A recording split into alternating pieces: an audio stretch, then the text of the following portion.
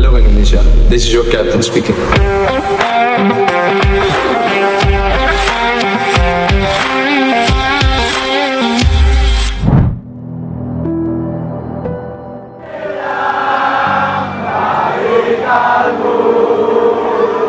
Indonesia kalah di laga pamungkas, dibantai. Tak perlu malu kita mengakui kekalahan 0-6 itu dari Jepang yang memalukan. Meski rasa-rasanya memang sudah masuk akal. Di GBK saja kita tunduk 4 gol tanpa balas. Apa yang terjadi kemarin sebenarnya sudah tidak penting. Tak berpengaruh pada laju Indonesia. Hanya menyisakan riak di ruang publik, di media sosial, yang menyalahkan ini dan itu, menuduh ini dan itu. Tidak ada salahnya juga. Sah-sah saja, namanya juga ekspresi. Yang jelas, kekalahan kemarin tidak layak dijadikan ajang salah-salahan pemain. Ini bukan salah pemain, bukan salah pelatih. Pada dasarnya Indonesia memang tertinggal jauh dari Jepang. Jauh sekali. Level mereka 5 tingkat di atas. Kenyataan itu harus kita terima, harus kita resapi, dan harus kita pelajari bagaimana caranya bangsa yang katanya besar ini, yang gila bola ini, bisa mencapai level tersebut. Berapa tahun lagi waktu yang dibutuhkan? Berapa orang yang harus sejalan seiring untuk melanggengkan niat suci ini? Berapa kali pergantian kepengurusan dan goncangan politik yang harus dilalui untuk membangun pondasi sebesar ini? Ya, jalannya panjang dan sulit. Panjang untuk mencapai level Jepang sekarang. Karena Jepang sendiri butuh waktu puluhan tahun untuk bisa menjadi seperti hari ini.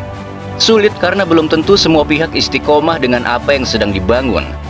Sulit karena setiap kepala di federasi punya kepentingannya sendiri-sendiri. Sulit karena mereka yang berkepentingan tidak diuntungkan. Biarlah, itu tetap jadi mimpi kita.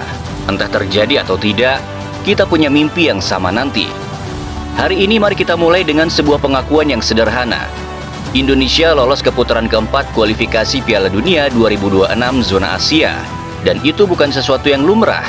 Ini adalah sejarah. Kita terbiasa merayakan hal-hal kecil, tapi kali ini kita boleh merayakan hal besar yang datang dengan cara kecil. Perjalanan timnas tidak spektakuler, tidak cukup konsisten. Kita bukan mesin gol, tidak punya pertahanan kokoh juga, tapi kita cukup efisien. Kita bukan favorit, tapi tetap hidup. Dan di sepak bola, hidup itu sudah cukup seksi.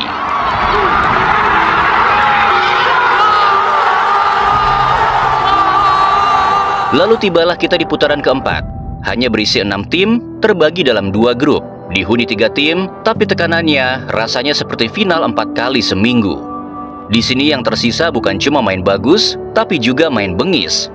Ini adalah fase di mana yang lolos adalah mereka yang tahu caranya menang dengan sedikit peluang dan banyak intimidasi. Lawan Indonesia akan ada 2 dari 5 tim lain yang lolos dari putaran ketiga.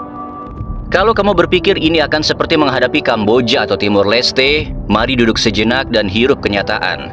Yang menunggu adalah negara-negara Timur Tengah, Arab Saudi dan Qatar yang kontestan Piala Dunia sebelumnya, ada juga Oman, Irak, dan Uni Emirat Arab. Selamat datang di neraka kecil Asia.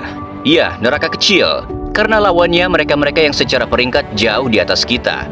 Kita satu-satunya tim yang berperingkat di luar 100 dunia, tepatnya 116. Sisanya jangankan peringkat 90, yang menyentuh angka 80 saja tidak ada. Oman 78, Uni Emirat Arab 64, Irak 61, Arab Saudi 58, dan Qatar 48. Peluang? Mungkin ada, tapi kita patut harap-harap cemas. Selain jarak dari ranking FIFA yang cukup jauh, Indonesia dikepung oleh 5 tim yang berasal dari satu kawasan, satu bahasa. Penting juga untuk diingat bahwa tidak ada sistem kandang dan tandang. Ya, putaran keempat bukan seperti putaran ketiga, di mana setiap tim berhak menjadi tuan rumah. Kali ini semua terpusat di 2 negara, entah itu Arab Saudi dan Qatar, atau negara lainnya. Mereka diuntungkan, jelas. Kita dirugikan, bisa jadi. Namun apa boleh buat, keputusan sudah dibuat sekalipun menyakitkan dan kental unsur nepotismenya. Yang harusnya timnas Indonesia lakukan sekarang melanjutkan perjuangan, memastikan harapan tetap digantung setinggi langit. Ini yang akan sangat berat, sebab semakin sedikit lawan, semakin sulit mengalahkannya. Lagi pula pertandingan yang akan dilakoni sudah tidak sebanyak putaran ketiga. Babak 4 kualifikasi Piala Dunia akan berlangsung dengan sistem home turnamen atau berlangsung di satu lokasi yang ditetapkan oleh AFC.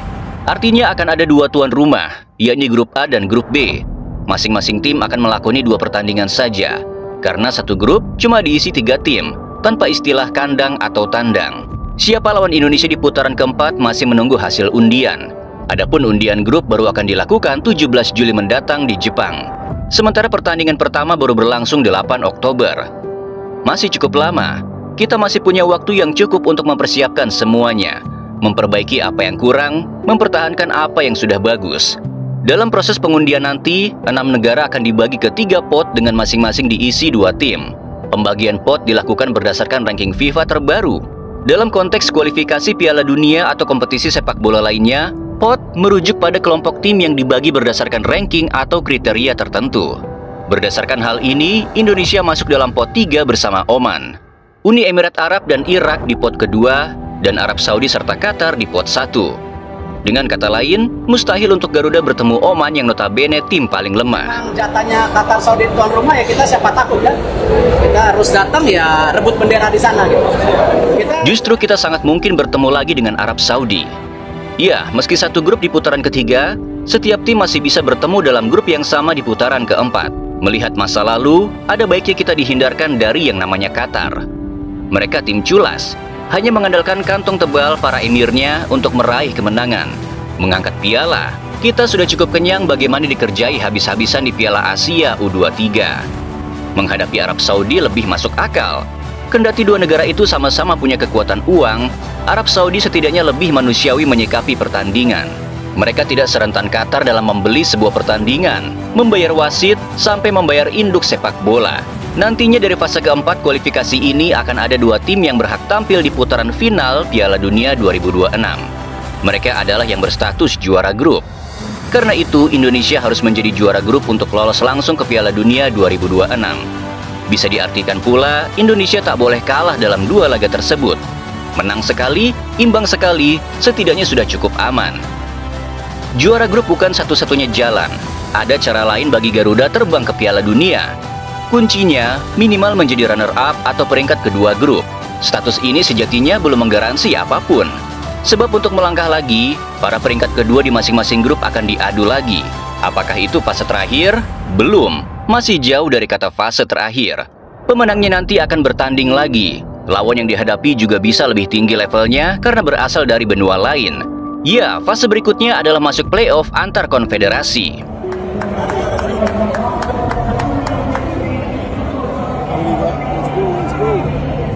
Pemenang putaran kelima akan bergabung dengan satu tim dari Afrika atau CAF, Amerika Selatan atau CONMEBOL, Oseania atau OFC, dan 2 dari Amerika Tengah dan Utara atau CONCACAF dalam playoff antar konfederasi. Tim-tim akan dibagi menurut peringkat dunia FIFA, dengan 4 tim, dengan peringkat terendah bermain dalam 2 pertandingan eliminasi tunggal. Pemenangnya akan bertemu dengan 2 tim dengan peringkat tertinggi dalam serangkaian pertandingan eliminasi tunggal lainnya. Dan pemenang pertandingan ini lolos ke Piala Dunia FIFA 2026. Artinya jalan menuju Amerika masih panjang, melelahkan, bahkan terkesan tak ada habisnya. Dibutuhkan kekuatan dan tim yang benar-benar kokoh secara mental, tahan banting menjalani laga berat di negara yang mungkin belum pernah kita jajal sebelumnya. Indonesia punya peluang. Iya, peluang. Kata ajaib yang selalu terdengar manis, tapi sering jadi alasan untuk berharap berlebihan. Mari kita jujur. Dalam grup berisi Qatar atau Irak, misalkan, kita adalah cameo, peran figuran yang hanya muncul untuk mempercantik statistik lawan. Tapi sepak bola bukan ilmu pasti. Bola itu bundar, gawang kadang lebih besar dari biasanya, dan wasit kadang punya perasaan. Kita bisa mencuri poin, kita boleh berani menyebut Indonesia selevel dengan mereka. Sekalipun di pertemuan terakhir kita kalah dari Irak maupun Qatar. Andai bertemu Uni Emirat Arab, itu akan lebih baik, karena level kita sedikit di atas mereka. Dengan pertahanan yang super pragmatis dan serangan balik secepat gosip pagi hari, kita mungkin bisa berbicara, termasuk melawan Arab Saudi yang kita kalahkan di GBK.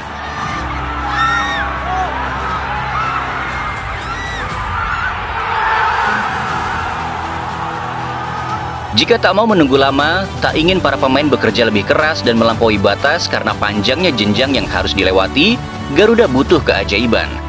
Masalahnya, untuk lolos langsung ke Piala Dunia, kita harus jadi juara grup.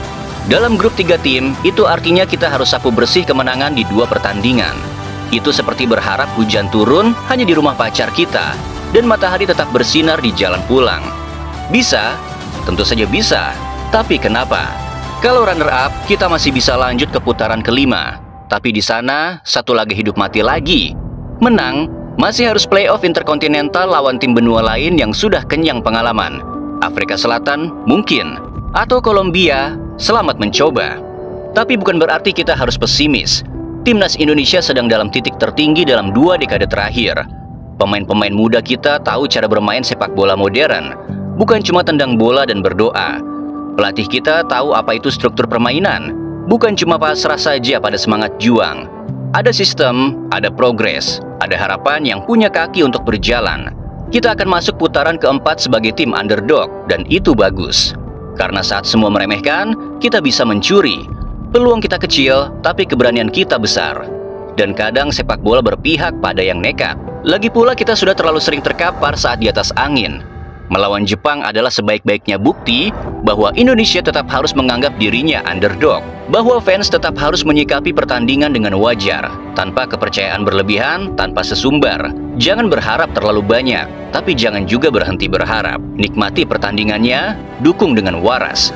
Jangan jadi analis tiap pemain salah umpan. Dan kalau Indonesia menang, bolehlah kita angkat gelas. Bukan untuk berpesta, tapi untuk mengingat bahwa di negeri ini, impian besar selalu lahir dari langkah-langkah kecil yang diremehkan.